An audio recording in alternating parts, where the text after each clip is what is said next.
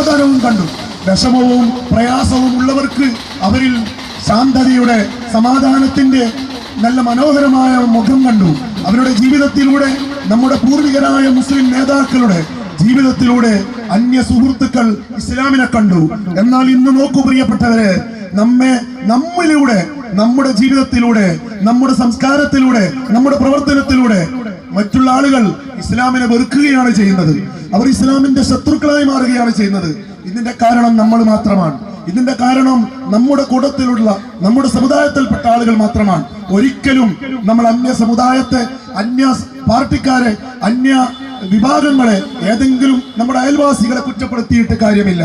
അതിന്റെ ആകത്തുക, അതിന്റെ എല്ലാം നമ്മൾ മാത്രമാണ്.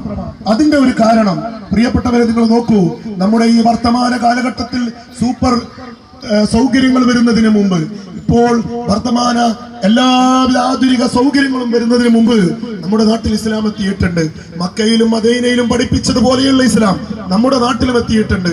അതിന്റെ കാരണം അവർ ജീവിതത്തിലൂടെ പ്രബോധനം ചെയ്തതാണ്. 13 നൂറ്റാണ്ട് കാലം